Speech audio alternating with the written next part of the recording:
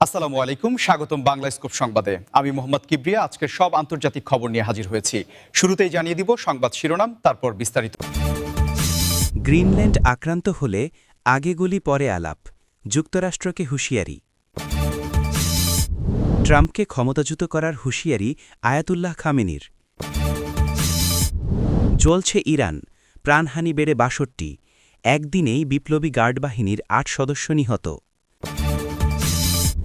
গাজার জন্য ট্রাম্প প্রস্তাবিত বাহিনীতে থাকতে চাইছে বাংলাদেশ।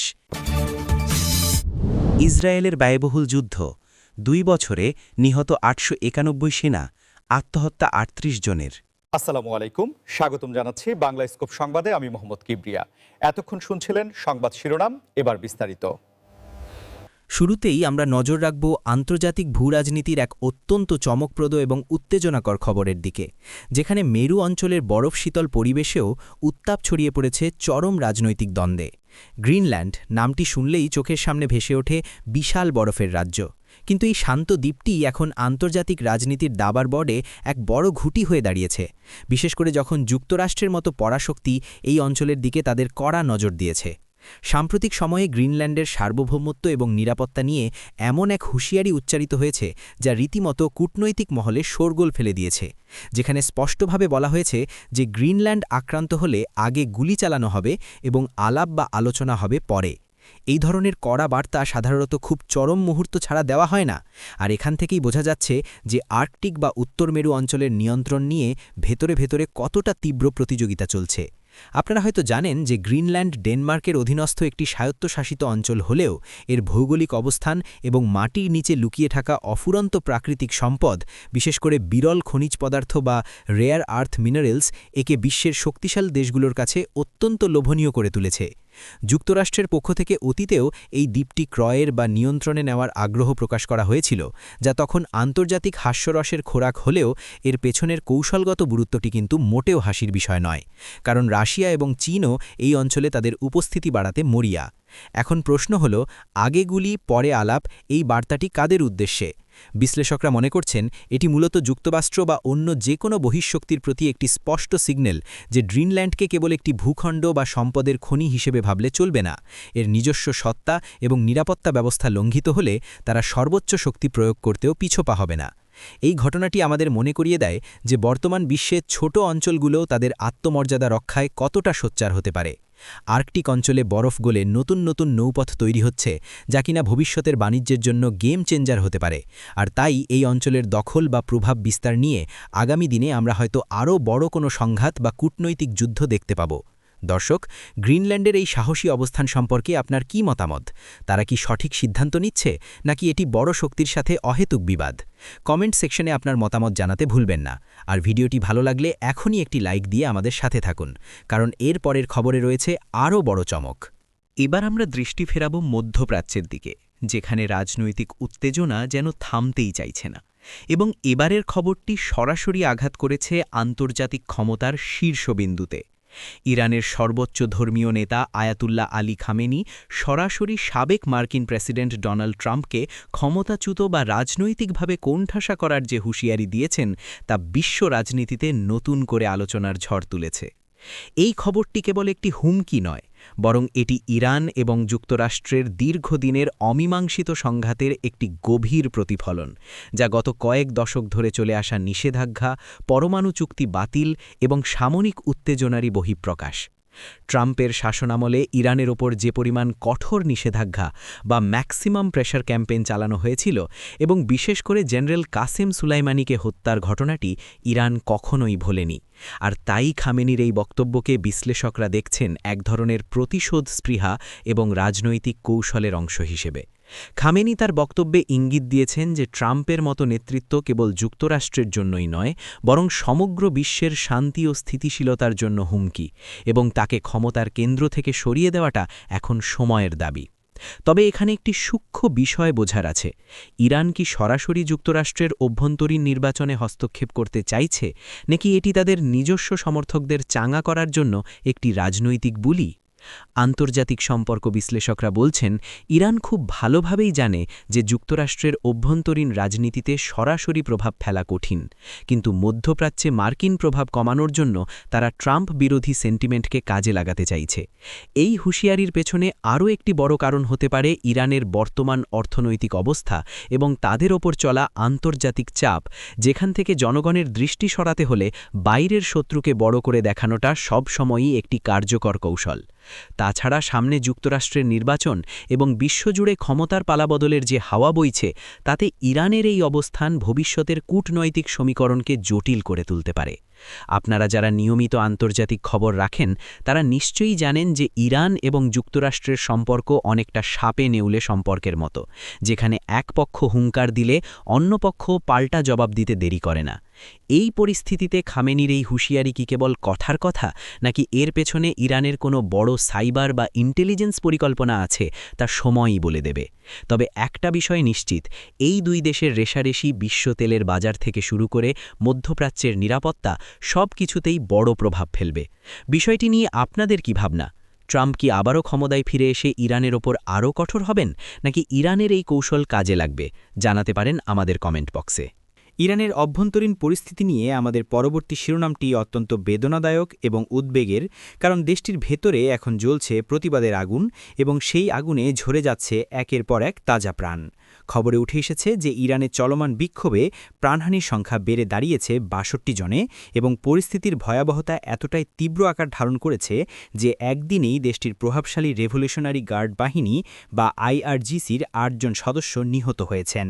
এই তথ্যটি সাধারণ কোনো পরিসংখ্যান নয়, বরং এটি ইঙ্গিত দেয় যে ইরানের সাধারণ মানুষের ক্ষোভ এখন আর কেবল স্লোগানে সীমাবদ্ধ নেই, তা সরাসরি সশস্ত্র সংঘাত বা বড় ধরনের গৃহবিবাদের দিকে মোড় নিচ্ছে। রেভলিউশনারি গার্ড বাহিনী ইরানের ক্ষমতার মূল স্তম্ভ এবং তাদের সদস্যদের উপর হামলা বা নিহত হওয়ার ঘটনা প্রমাণ করে যে আন্দোলনকারীরা এবার কতটা বেপরোয়া হয়ে উঠেছে।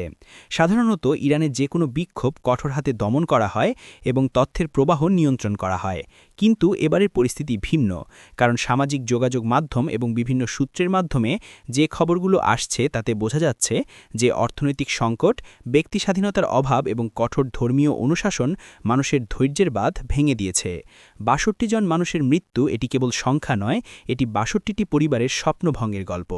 আর এর সাথে যুক্ত হয়েছে নিরাপত্তা বাহিনীর সদস্যদের মৃত্যু, যা সরকারকে আরও কঠোর অবস্থানে যেতে বাধ্য করতে পারে। বিশ্লেষকরা আশঙ্কা করছেন বিপ্লবী গার্ড বাহিনীর সদস্যদের মৃত্যুর পর ইরান সরকার হয়তো বিক্ষোভ দমনে জিরো টলারেন্স নীতি গ্রহণ করবে, যার ফলে আগামী দিনগুলোতে রক্তপাত আরও বাড়তে পারে। অন্যদিকে আন্তর্জাতিক মানবাধিকার সংস্থাগুলো এই পরিস্থিতির ওপর কড়া নজর রাখছে এবং তারা সরকারের প্রতি সংযত আচরণের আহ্বান জানালেও মাঠ পর্যায়ের বাস্তবতা সম্পূর্ণ ভিন্ন। ইরানের এই অস্থিরতা কি কেবল অভ্যন্তরীণ বিষয়ে সীমাবদ্ধ থাকবে, নাকি এর সুযোগ নিয়ে বাইরের দেশগুলো ইরানের রাজনীতিতে নাক গলাবে, সেটাও এখন দেখার বিষয়। কারণ ইতিহাস বলে, যখনই কোনো তেল সমৃদ্ধ দেশে অভ্যন্তরীণ গোলযোগ দেখা দেয়, তখনই আন্তর্জাতিক পরাশক্তিগুলোর আগ্রহ সেখানে বেড়ে যায়। আপনার কি মনে হয়, ইরানের জনগণের এই দাবি কি পূরণ হবে, নাকি এটি আরও বড় কোনো সংঘাতের জন্ম দেবে? ভিডিওটি দেখতে দেখতে আপনার চিন্তাগুলো আমাদের সাথে শেয়ার করতে পারেন। আর যারা এখনও সাবস্ক্রাইব করেননি তারা প্লিজ সাবস্ক্রাইব করে বেল আইকনটি চেপে দিন, যাতে পরবর্তী আপডেট মিস না করেন। এবারের খবরটি আমাদের জন্য অর্থাৎ বাংলাদেশের জন্য অত্যন্ত গর্বের এবং একই সাথে কৌতূহলের, কারণ গাজার মতো সংঘাতপূর্ণ এলাকায় শান্তি ফেরাতে যে আন্তর্জাতিক বাহিনী গঠনের প্রস্তাবনা আসছে, সেখানে নাম লিখাতে চাইছে বাংলাদেশ। সাবেক মার্কিন প্রেসিডেন্ট ডোনাল্ড ট্রাম্পের প্রস্তাবিত বা সমর্থিত একটি পরিকল্পনায় বলা হচ্ছে যে গাজায় যুদ্ধ পরবর্তী সময়ে শান্তি ও শৃঙ্খলা বজায় রাখার জন্য একটি বহুজাতিক বাহিনী মোতায়েন করা হতে পারে। আর এই বাহিনীতে যোগ দিতে বাংলাদেশ নীতিগতভাবে আগ্রহ প্রকাশ করেছে। আপনারা জানেন, জাতিসংঘ শান্তিরক্ষা মিশনে বাংলাদেশ বহুদিন ধরেই বিশ্বের ১ নম্বর দেশ হিসেবে পরিচিত এবং আমাদের সেনাবাহিনী ও পুলিশ বাহিনীর সদস্যরা আফ্রিকা থেকে শুরু করে বিশ্বের বিভিন্ন দুর্গম ও সংঘাতপূর্ণ এলাকায় অত্যন্ত সুনামের সাথে কাজ করে আসছেন। গাজার পরিস্থিতি অবশ্য অন্য যে কোনো মিশনের চেয়ে অনেক বেশি জটিল এবং সংবেদনশীল, কারণ এখানে জড়িয়ে আছে ইসরায়েল ফিলিস্তিন দীর্ঘদিনের রক্তক্ষয়ী ইতিহাস এবং ভূ রাজনীতির কঠিন সমীকরণ। বাংলাদেশ কেন এই ঝুঁকিপূর্ণ মিশনে থাকতে চাইছে? এর পেছনে প্রধান কারণ হল মুসলিম বিশ্বের প্রতি বাংলাদেশের দায়বদ্ধতা এবং ফিলিস্তিনি জনগণের প্রতি সহমর্মিতা। বাংলাদেশ মনে করে যদি গাজায় কোনো আন্তর্জাতিক বাহিনী কাজ করে তবে সেখানে মুসলিম দেশের সৈন্যদের উপস্থিতি ফিলিস্তিনি সাধারণ মানুষের মনে আস্থা ও নিরাপত্তা বোধ জাগাতে সাহায্য করবে। তবে মুদ্রার উল্টো পিঠও আছে। ট্রাম্পের প্রস্তাবিত কোনো পরিকল্পনায় অংশ নেওয়া মানেই হল যুক্তরাষ্ট্রের সাথে একটি কূটনৈতিক বোঝাপড়ায় আসা, যা সবসময় সহজ নয়। তাছাড়া গাজার মতো জায়গায় যেখানে হামাস এবং ইসরায়েলি বাহিনীর মধ্যে প্রতিনিয়ত সংঘাতের আশঙ্কা থাকে, সেখানে আমাদের সেনাদের নিরাপত্তা নিশ্চিত করাও একটি বড় চ্যালেঞ্জ হবে। পররাষ্ট্রনীতি বিশ্লেষকরা বলছেন এটি বাংলাদেশের জন্য একটি ডাবল এজড সোর্ড বা দুধারের তলোয়ারের মতো।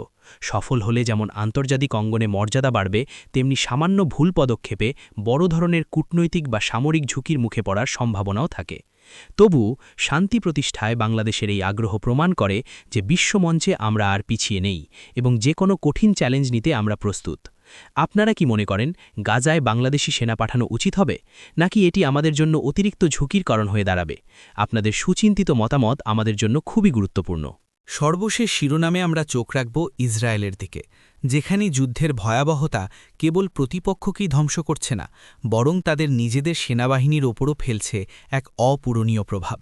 পরিসংখ্যানে দেখা যাচ্ছে যে ইসরায়েলের এই ব্যয়বহুল এবং দীর্ঘস্থায়ী যুদ্ধে গত 2 বছরে 891 জন সেনা নিহত হয়েছেন এবং সবচেয়ে চমকে ওঠার মতো তথ্য হল এর মধ্যে 38 জন সেনা আত্মহত্যা করেছেন।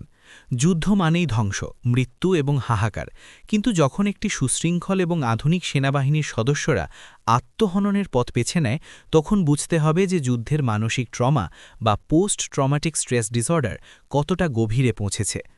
891 জন সৈন্যের মৃত্যু ইসরায়েলের মতো ছোট জনসংখ্যার দেশের জন্য একটি বিশাল ধাক্কা, কারণ সেখানে প্রতিটি নাগরিকের সাথে সেনাবাহিনীর একটি প্রত্যক্ষ সংযোগ থাকে।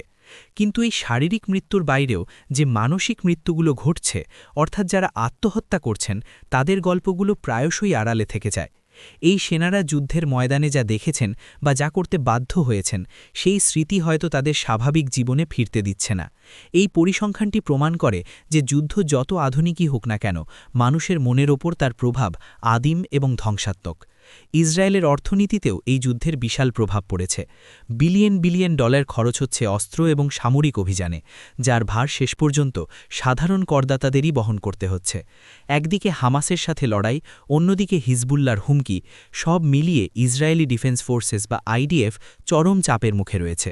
এই 38 জন সেনার আত্মহত্যার ঘটনা বিশ্ববাসীকে আবারও মনে করিয়ে দিচ্ছে যে যুদ্ধে জয় পরাজয় যাই হোক না কেন, দিন শেষে সবাইকেই কিছু না কিছু হারাতে হয়। মানসিক স্বাস্থ্যের এই সংকট কেবল ইসরায়েলি সেনাদের মধ্যেই নয়, বরং দীর্ঘমেয়াদী যুদ্ধে লিপ্ত যে কোনো দেশের সৈন্যদের মধ্যেই দেখা যায়। এই ঘটনা আমাদের ভাবিয়ে তোলে, সত্যিই কি যুদ্ধের কোনো প্রকৃত বিজয়ী থাকে, নাকি দিন শেষে কেবল লাশের সারি আর ভাঙা মন পড়ে থাকে?